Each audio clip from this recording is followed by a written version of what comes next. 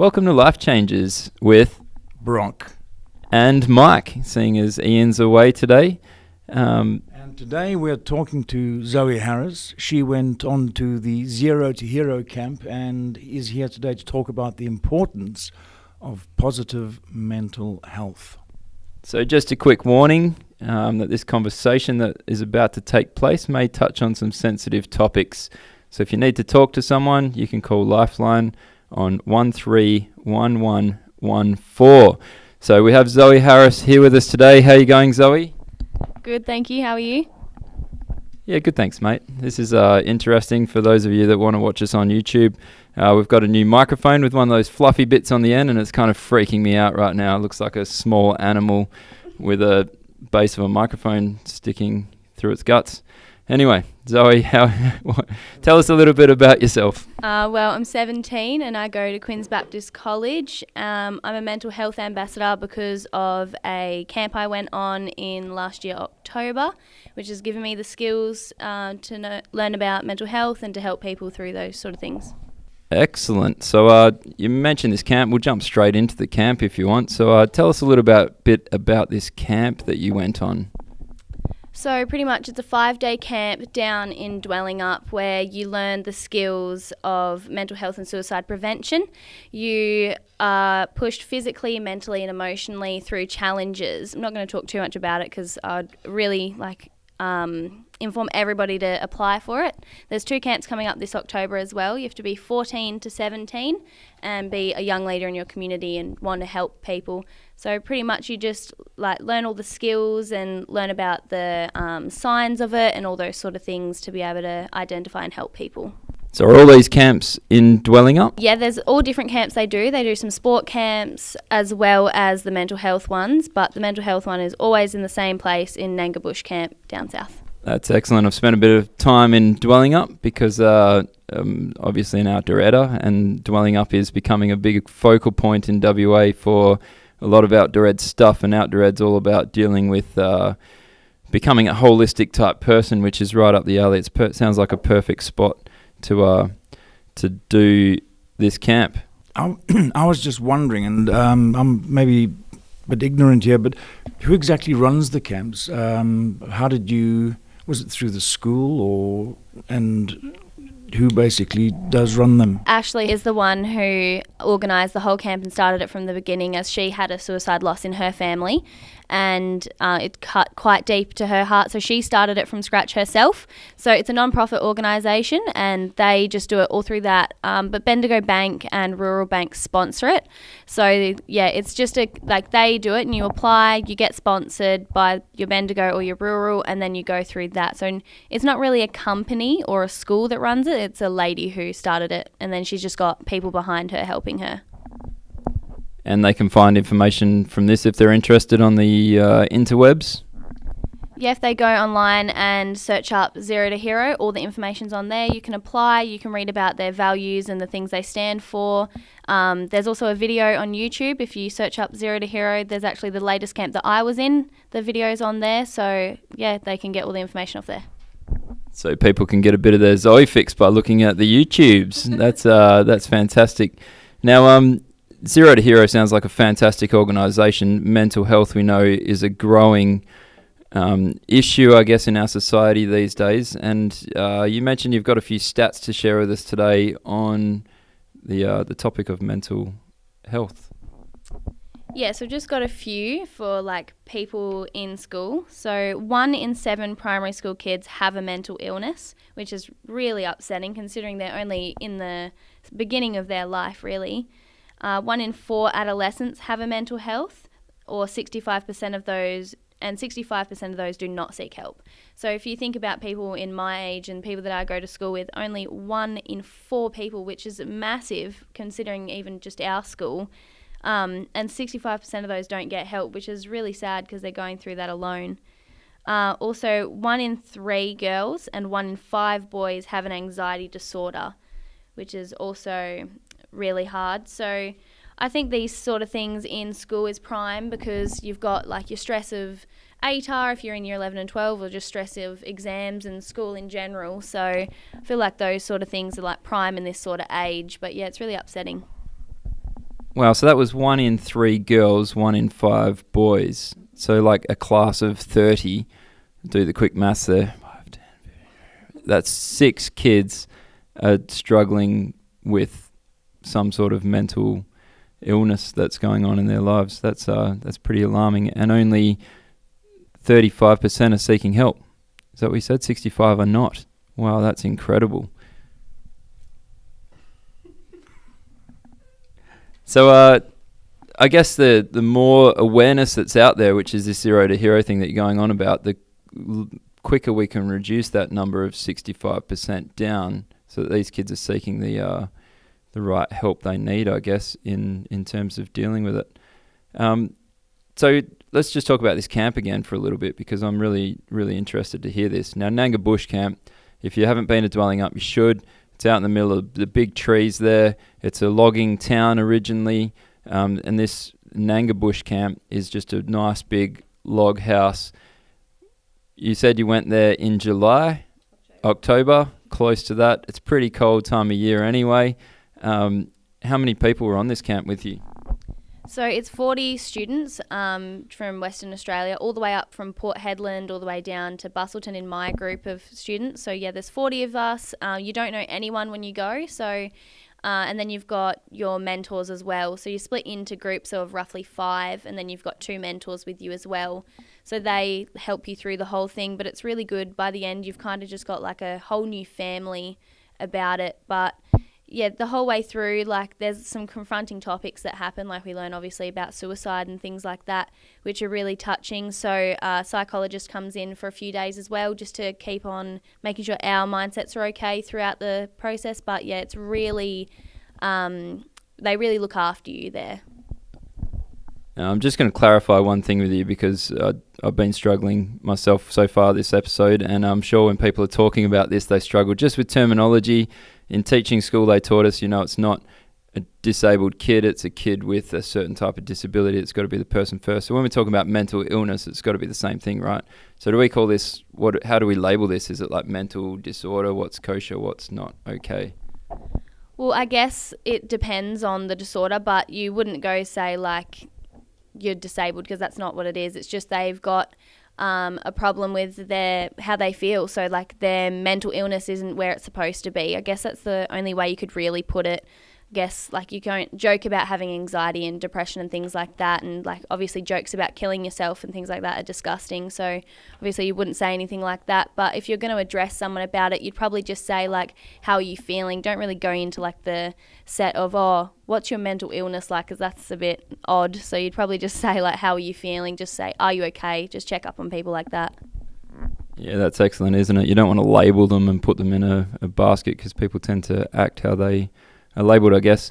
So just people that go on this, are they generally people that have some sort of mental illness themselves, like experience, or is it because they've got family members or loved ones that have kind of gone down that path, or is it just they want more awareness to be able to deal with it, I guess, in whatever situation they're in?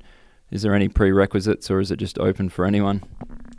So, like I said, you have to be 14 to 17 and you have to want to help people, but there's no real reason people go. Everyone's different. So, like, for example, I've been through my own mental health, but I've seen it as well. Some people have never had a mental illness, have never seen one. They just want to go to help people. So, I guess everyone's reason for going is different. So, no one, like, if you do have a mental illness at that time, you will not be excluded from going at all. They would probably just be a bit on the cautious side that it doesn't affect you even more, because there is touching things. But no, everybody's reason for going is different. They may have it, they may not. They may know somebody, they may not. It's really open for everyone. So you'll be covering some pretty heavy topics on this camp, but it can't just be workshop after workshop, surely. There's got to be a bit of break time, bit of social time, bit of fun time. What else is there available on this camp other than just the seminars and the chats and stuff that are going on? So there's a lot of fun. I don't want to talk too much about it, don't want to give it away, but obviously there is some really touchy subjects, so we got to get out there and have some fun. So there's one day where we have like a treetop day, and we are pushed physically with our team of 5 with our 2 mentors, and we've got to work together as a team to overcome the challenges, and there's a whole day of that, which is good fun. We go on walks, we have like deep chats, we get free time. Like, it's really good. It's really split up into fun, working together, and then obviously the hardest side of things. But yeah. That sounds really good. I'm interested in what your experience may be after the camp, in the way that you interact and deal with people, because I would imagine that the camp heightens your sensitivity to people and to issues and things they say. How did you find adapting to regular life after going on an intense experience like that?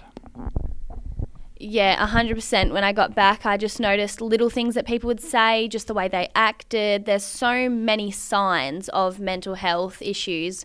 For example, change in diet, change of friends, being a bit more quiet than usual, dropping grades, so many little things. Or maybe they're making jokes about suicide, but you may not think it's really a joke. Even when I was at the camp, I thought of a few people when they were going through some signs of what people with mental health may have, and I even thought over there of people. I was like, wow, how have I not noticed this? I think when your eyes are opened to something this touchy, that's when you realise the things. So yeah, 100%. When I got back, I just noticed everyone. And even if someone's okay, I even checked on them as well, because some people can be having the crappiest day and still have a smile on their face. So really there is the signs, but at the same time, people can hide it really well. So you've just got to make sure that everyone's okay, really. That's fantastic. So you mentioned there as well that you've had some previous mental health issues yourself. Are you happy to share any of that with us? Yeah, sure. So I've got a little bit of anxiety. I used to have quite a lot. I went through a traumatic experience about 2 years ago, and some things used to trigger that. So when I used to go down to my mum's, catching public transport, anything like that, I would just have panic attacks and things like that. So I had to find ways to comfort myself. So I'd listen to music or I'd read a book, kind of try and get my attention away from everything that was scaring me.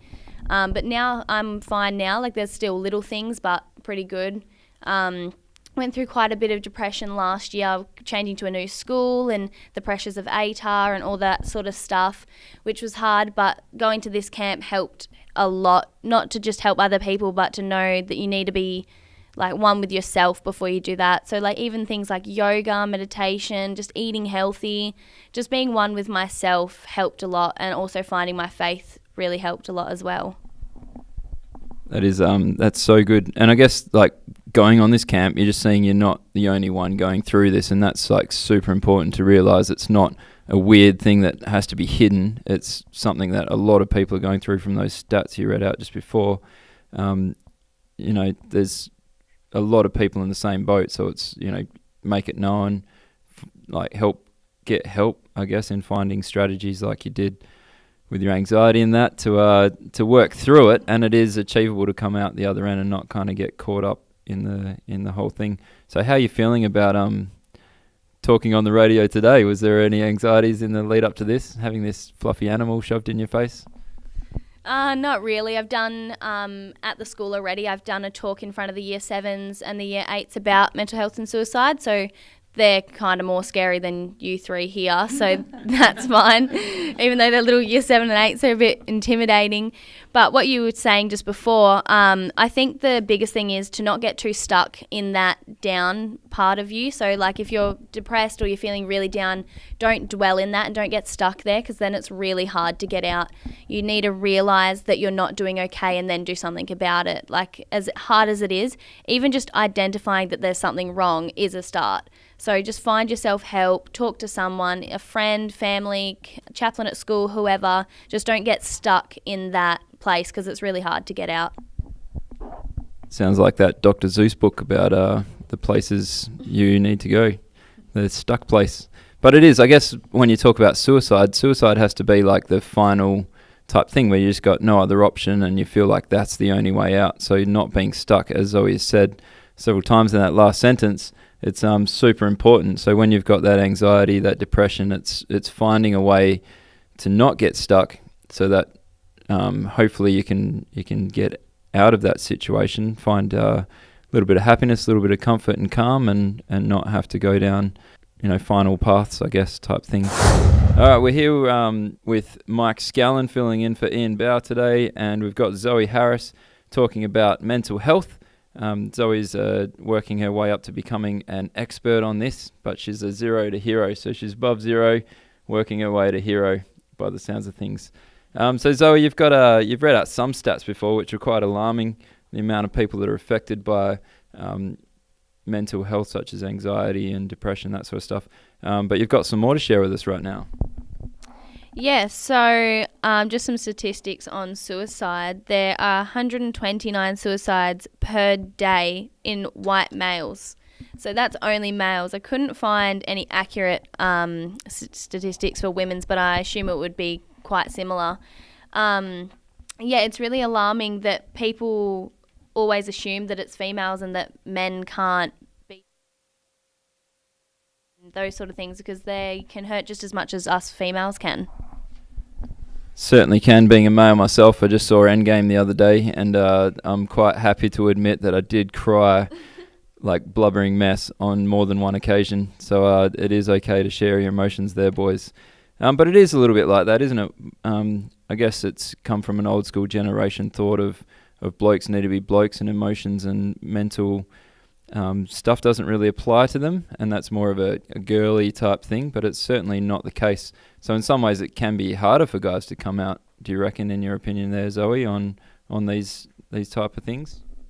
Definitely, in my opinion, I believe that it would be harder for some men, but also not just men, like in cultures as well. So like in a sort of an Asian culture or things like that, they always need to be strong and fight for the family and things like that. So I guess that would be also hard. So there's lots of different reasons why it'd be hard for people to come out. But in my opinion, yes, it would be harder.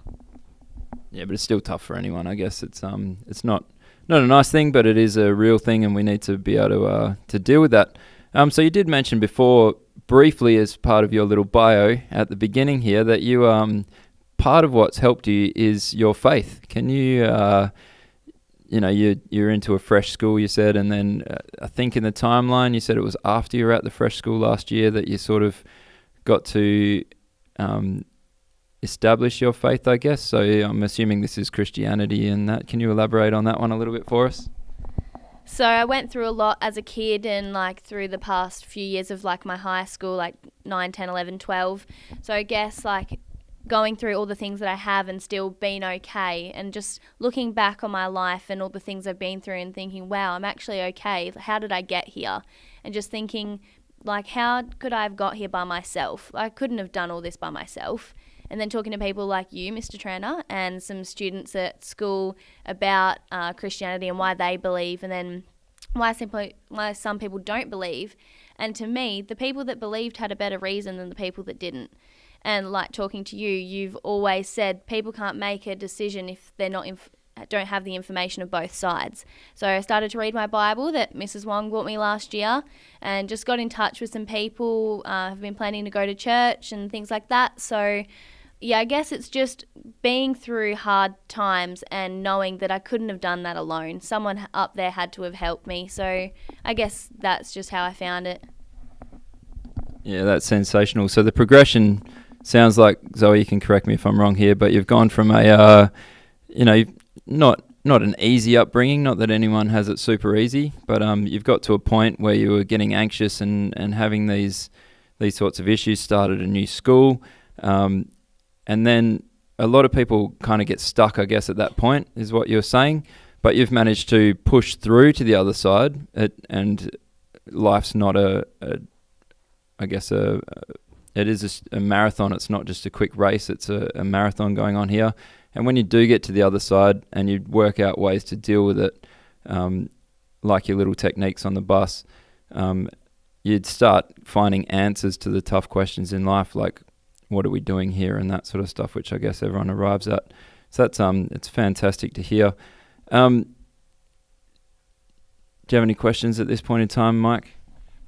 Not so much a question as a thought that may lead to a question.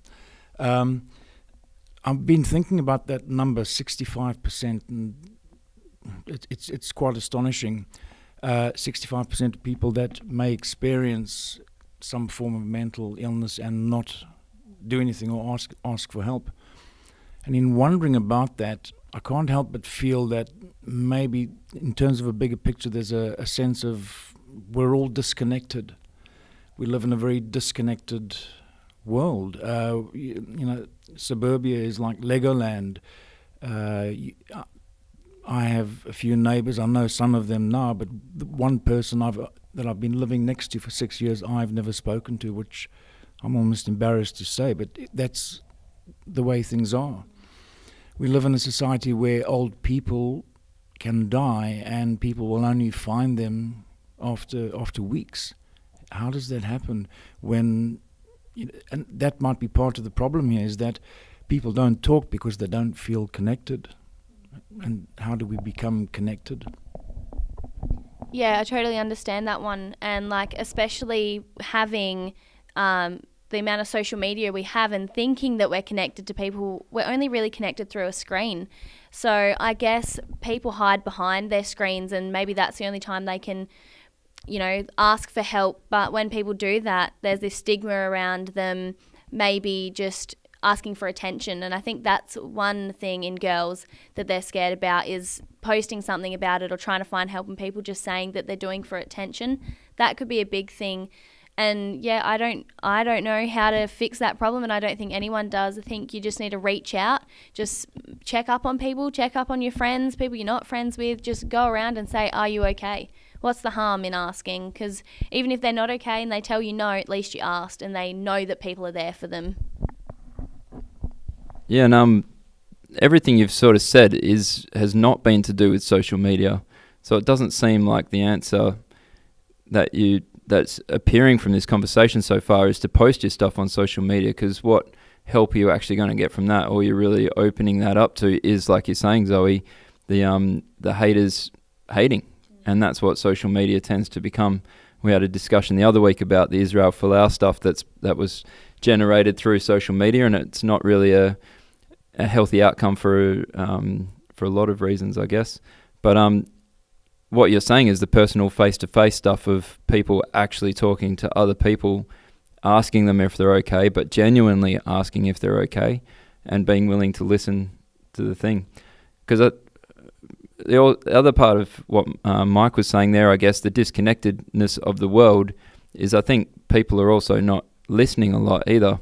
There's a lot of talk going on without you ask the question, are you okay, but then you're not staying around to listen to the answer and be willing to take it the next step further. We just bury ourselves back into our screens and move on with whatever the next best big thing is on social media, or getting hits on YouTube like laughing goats or cats falling. It's pretty funny if you look that one up.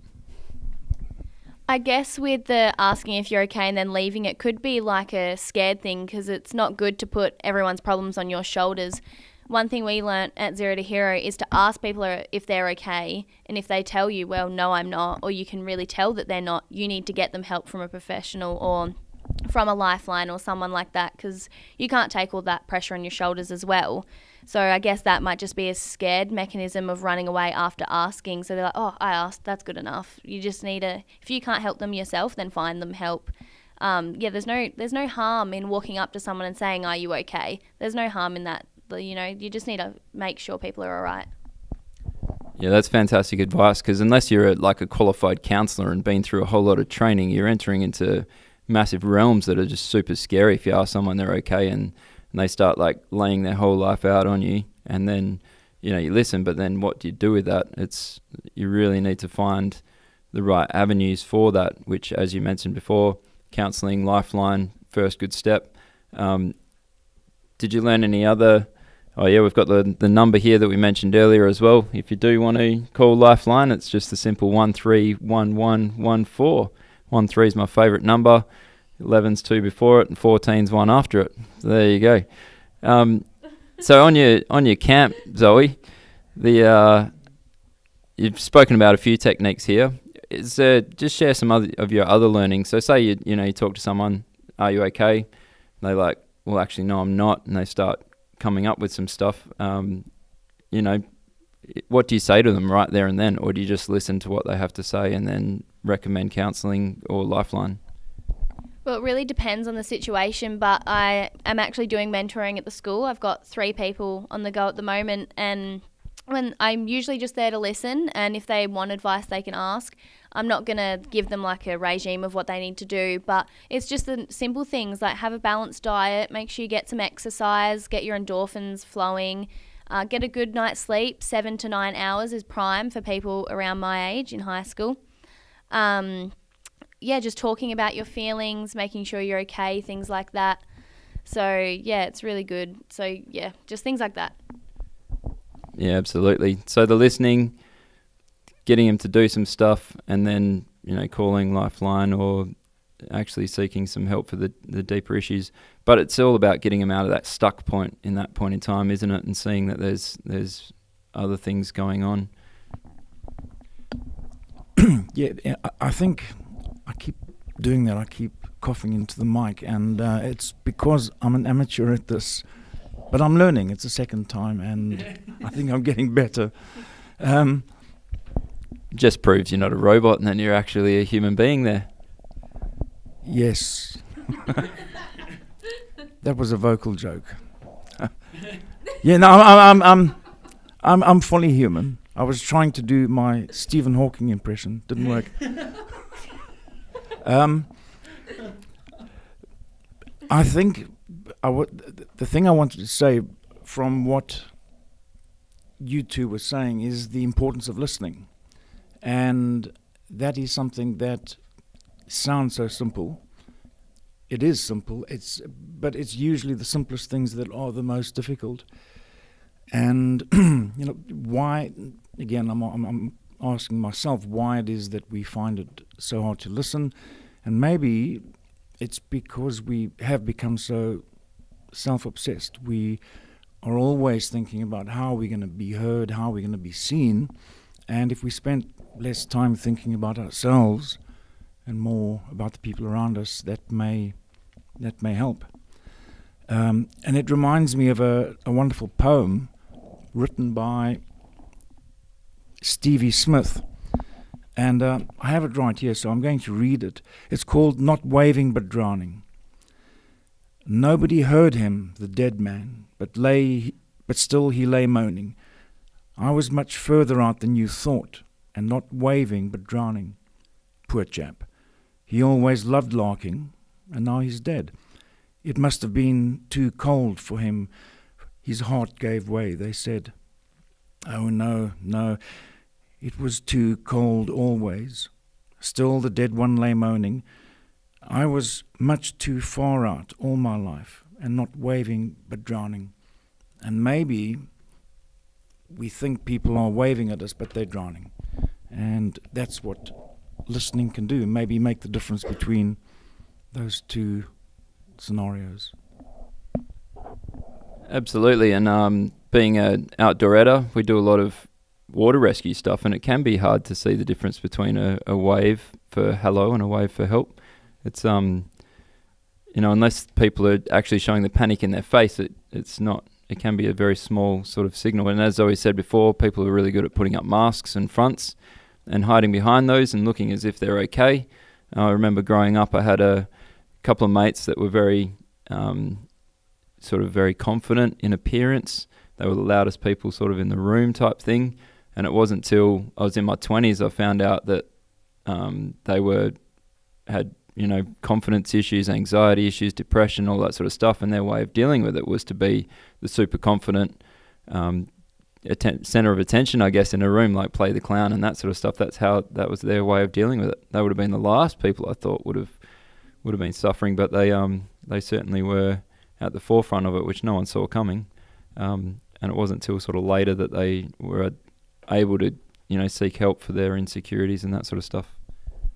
Yeah, not just the confident people, the overly happy people that always try and put a smile on your face, always try to crack the jokes, maybe the class clown or the really bubbly people are the ones you actually have to look out for. They could genuinely be really happy, but at the same time they could be down in the dumps. And my sister is reading a poem book at the moment, and she passed it over to me, and I had a read of a few, and there was one that stuck out to me, so I'll read that to you. So It says, "You're still here, you know, under all the messy things, under the stress, the anxiety, the sadness, you're still here. Come up for some air. There are bright skies up here. You have to pull yourself up.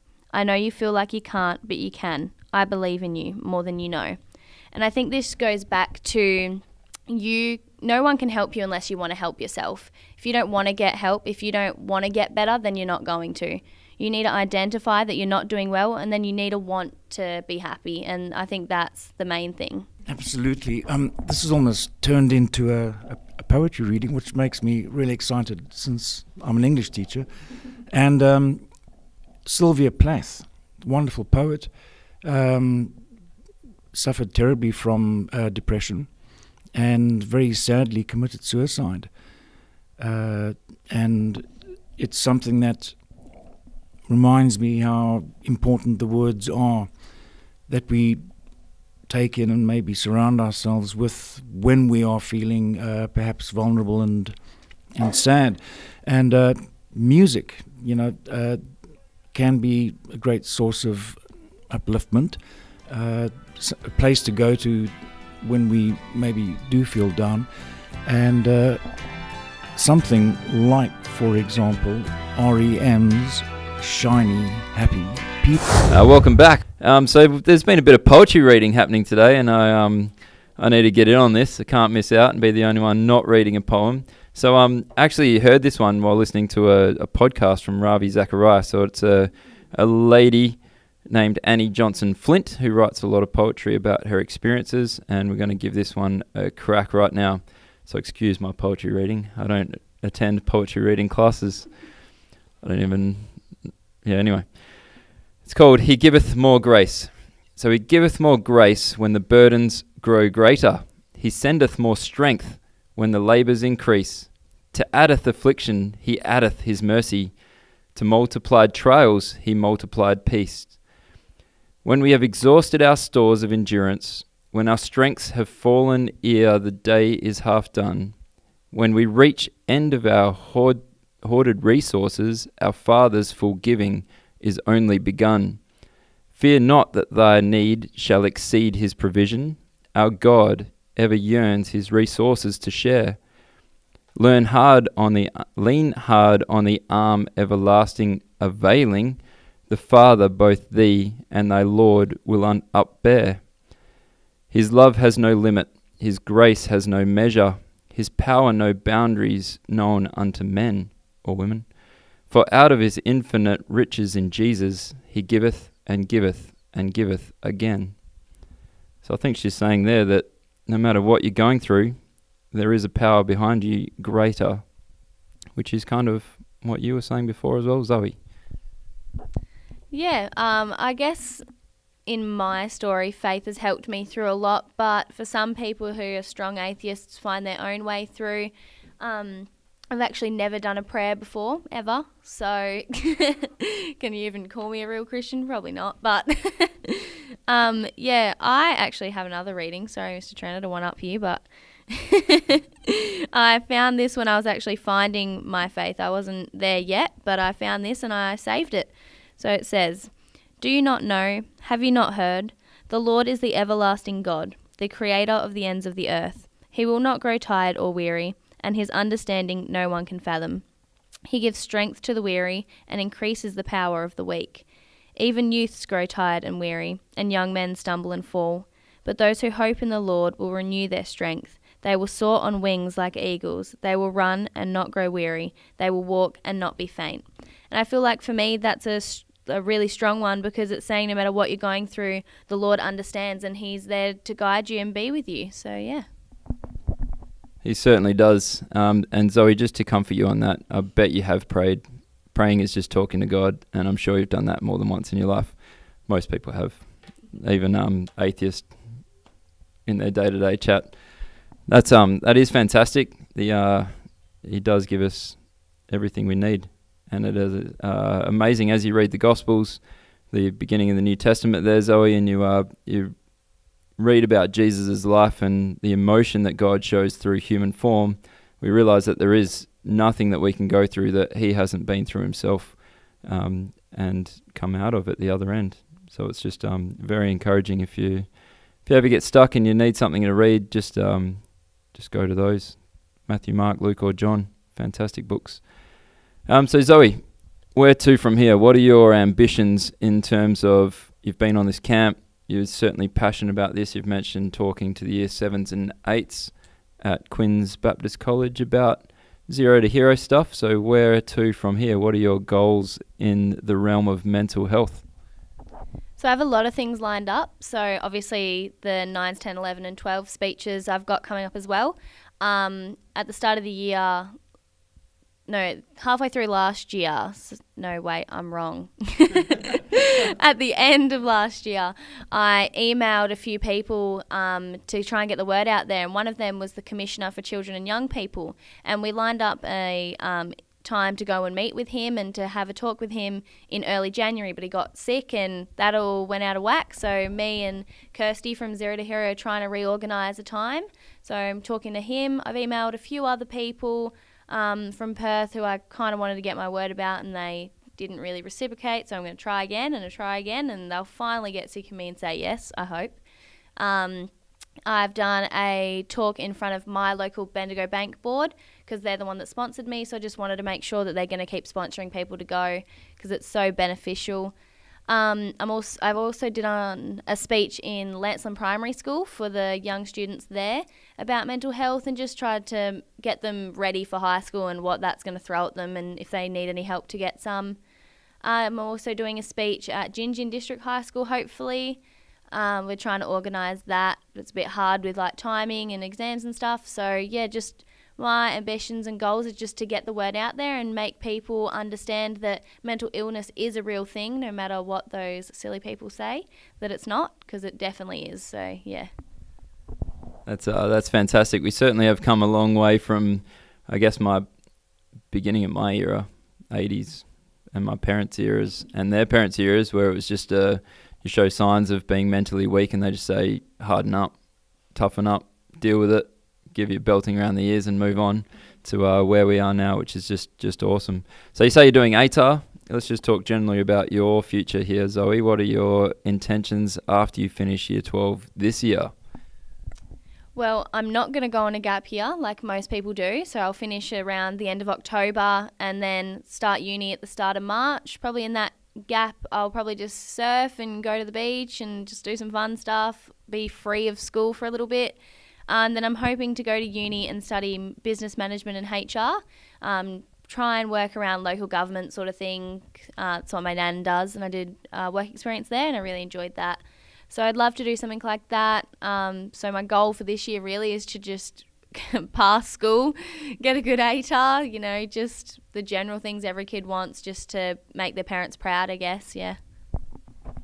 Fantastic. And then have your mental health gap until you start uni next year. But from what I hear, my experience of uni has been very chilled. There's the times of last minute assignments, but there's a lot of social time going on, a lot of time to go around and meet people, ask them if they're okay, and listen to what they have to say. So maybe those times are ahead of you there, Zoe. Do you have any closing remarks, Michael? Just a thought, in case anyone listening was keen to contact the Zero to Hero camp people, could you just give us the names of the people involved in that again, please? So the main lady is Ashley Harrison and Kirsty Bumbuck. I'm sorry if I said that wrong. But yeah, also on the Zero to Hero website, there's on the top along the screen, it says contact us. So there's a phone number and an email. So any of those places, you can go and get the information. All right, thank you very much, Zoe. And that's enough of the formalities for the day. We're about to come back with the game that we play on the radio station here. We are getting close to playoff time. We've got two contenders today between Mike and Zoe. We're going to see where they place on our leaderboard. Okay, here we go. We've got the game segment now. Okay, so we've got the leaderboard happening. I think Demi's still on top from memory. Okay, so she's the one to beat. Once we get to, I think we worked out that 12 is the number, then we can start the playoff round. But until we get that, we need to get some more contenders. And I think dwelling at the bottom is still Brent Quick. So he could come from behind, but he's in a very bad placed position because at the moment he'll be matching up against Demi. So you two have a chance to fit into that board somewhere along the way. Okay, so they'll explain the game. Okay, now Zoe has decided she wants to go first. So this is how the game works. I'm going to give you a topic. You get 30 seconds to think about your topic while I dribble some garbage. And then you have 60 seconds to talk non-stop about your topic. Okay, does that make sense? You get 30 seconds to think. You can create a little story on the pen and paper if you need pen and paper. And then you have 60 seconds to talk about it. Now, depending on how good you talk about it, depends on where you're going to rank on the leaderboard. So this is the important thing. So Mr. Bright, Matt Bright, he did a good one, but he got caught up a little bit. He had the director, can't remember the director's name now, guy that did Pulp Fiction. Come on, Mr. Tranter, you know this one. Anyway. Quentin Tarantino. He had Quentin Tarantino. Thank you, Mr. Scallan. Now, Mr. Bright got caught up in one of the movies and didn't actually talk about Quentin Tarantino a great deal of it. He went off on the tangent. Now, Demi had the Wildcats because she's a Wildcats dancer, and she is, man, stats for days about the Wildcats. It was incredible. That's the bar right there. Bauer was up there in the top ranking, number 4 or something as well, 5, I think he got. Mrs. Tran, Nicole Tran, did a good one. She had a tough subject, though. Jobert threw out the, what people say on social media and how it's responded, like if celebrities make comments, and then how did Joe Blow respond to that and that sort of stuff. So that was a tough one. She was a tough one. We gave her some extra hard points for that one. So she's up there, top 3. Jobert's ranked in number 6 at the moment. He was pretty pathetic, to be honest. And Brent had Australian soccer, which he could only speak for about 15 seconds about. He didn't even get to the 60, which, I don't know. Sure, no. They made the World Cup qualifier, just. Anyway, so there's a good chance here that you guys could rank top 4 after today, which is, home ground advantage going into the finals. Top 6 get home ground advantage going into the finals. All right, Zoe, we're going to start with you. So you get 30 seconds to think about this. We're going to be specific here today, people. She's going with the topic of surfing, but in particular, we're going with the longboard. That's right, the Malibu or the Mal surfing. Okay, so you've got 30 seconds to think about it. If you want to draft out a couple of ideas here, you're under the pump. You've got 25 seconds left to think about it, and then you're going to have 60 seconds to wow the audience with your knowledge on Mal surfing. Now, this is usually it. No, I'm not going to mention anything about it. I have a mini Mal myself. It's actually my wife's. She's way better than me on it. But we get up to Wedge and surf the little beach breaks on the mini Mal. It's pretty fun. But the Mal is one step further. And we're going in 3, 2, 1. When you're ready, Zoe. So I do Mal surfing on, in particular myself, because shortboard's too hard. Mal boards are big and you got lots of room. So if you step in the wrong place, your board's not going to turn and you're not going to go the wrong way.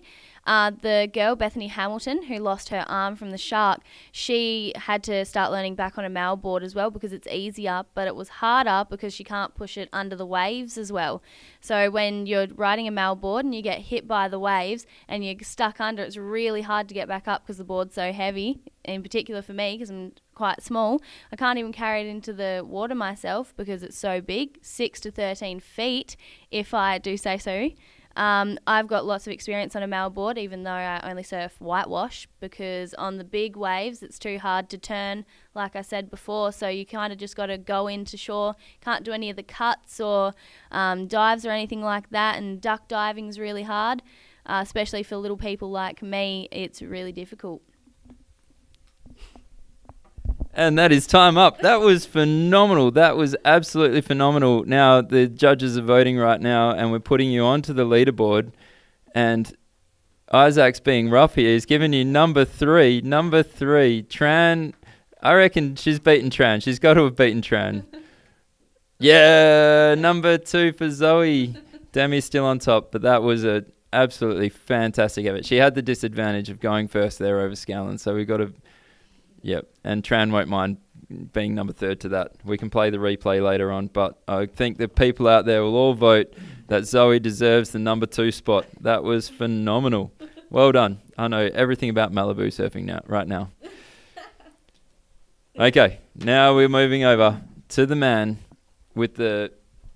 What's the acronym we use for the type of voice he's got, Zoe, and explain it to us? ASMR, because it's so calming. He has. If you want to go to sleep at night, just find some poetry reading by Mike Scallan and you'll drift off into your REM in no time at all. That's right. Okay, so Mr. Scallan, Mike Scallan, we're going hard here. We have talked to you a lot about your reading, about authors, about poetry, and I've chosen one out of the hat, and we're going with, are you ready? You get 30 seconds to think about this. Walt Whitman. I hope I said that right. Walt Whitman. He's a poet. I'm going to Google it when I get home because I don't actually know what poetry... No, I won't have to because Mr. Scallan is Dr. Google for everyone out there today. You're going to find out all about Walt Whitman. It's a tough one. Scallan's going to try and rise himself up the leaderboard here. There's spots open. He'll be number 8 going into this competition. Will he rise himself up the leaderboard? You're going in 3, 2, 1. Right, Walt Whitman. Why I love Walt Whitman, he's an American poet, and not that just because he's an American poet, but because of the kind of poetry he wrote. Really important because he revolutionized writing. Born in the 19th century, so he was writing and living at a time when there were very strict rules to poetry, and he broke them all, which is partly why I think he's so amazing. Very controversial. He served as a nurse during the American Civil War and actually volunteered for that. It was very political. And most famous for being a humanist. And I think that's the thing that drew me to him, is that the thread running through all of his poetry is his intense love and appreciation for just being human. And he's exploring that. He's asking, what does it mean to be human? Warts and all, the good things and the bad things. One of my favorite lines from him is from his Song of the Open Road, which I usually carry around with me. And he says, "Do I contradict myself? Very well. I am large. I contain multitudes." And I think that's just quite wonderful. And that's also an example of free verse. There's no specific rhyme there. He's simply expressing his thoughts on what it means to be alive and to be human. Great lover of nature. He wrote a lot about, like Henry David Thoreau, about the way that we can find ourselves in nature. And if you want to know where to start with him, I'd highly recommend The Song of the Open Road. It's available as a book in its own right. It's a lengthy poem, but it's actually quite remarkable, and it's the kind of thing that will uplift you and make you feel wonderful about being alive, being human, and simply being able to breathe. Oh my goodness, I couldn't stop you there. You made 2 minutes 15 and we just couldn't do it. Zoe and I are looking at each other. You climbed all the way up the board and you are now sitting high, right up on the golden throne. Well done, well done. Yeah, it was. We couldn't do it. That was so good. So everyone, you should get onto a bit of Walt Whitman by the sounds of things. It's certainly inspired Mike Scallan and he's taken the top of the board. Demi's going to cry herself to sleep tonight. Zoe's in 3rd, Nicole Tran 4th, Matt Bright 5th, Bauer 6th, Joe Burt 7, Brent Quick 8, and we have another 4 contestants to go to playoffs. So we'll be inviting you back for another session later on. Well done, folks, well done. And that is us for this evening. Thank you for listening, friends. We hope to see you soon. So you're listening to Youth Jam Radio with Mike and Brock, brought to you by the Bell Tower. Find out more at youthjamradio.com.